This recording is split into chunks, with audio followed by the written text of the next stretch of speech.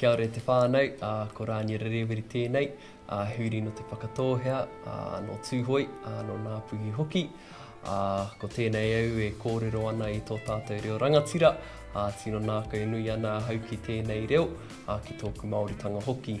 Ko tōku Māoritanga e whakaohohui āhau, ia rā, ko tēnei hoki tōku huarahi matua i tēnei wā, ki te ako i tō tātou reo rangatira, kei te ako hau i roto i ngā rūma o te whare wānana o Awaniarangi, i raro i te maru o Whaia Waitangi, Aunty Waitangi, tōku tino Waimarie, he toto Māori i raro i tōku kuri, no reire whakapapa nōku nei ki tō tātou reo rangatira.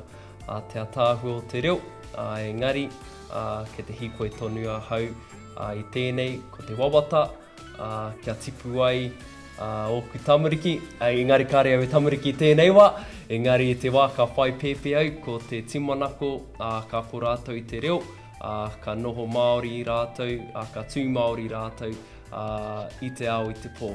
Nō reira, ko tēnei tōku tingo whāinga, ki te kōrero i tō tātou reo tainua, ki te whakaako i te reo, ki te tipu ake i te reo mō ku tamariki, mō ku puna hoki.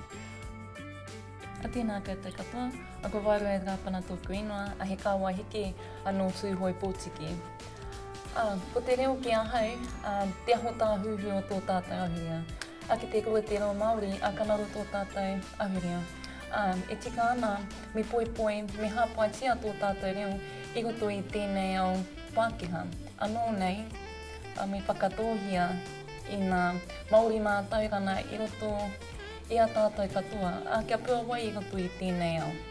Anō reira, ko te reo kia tika, ko te reo kia rere, ko te reo kia Māori. A Māori ora kia tātai.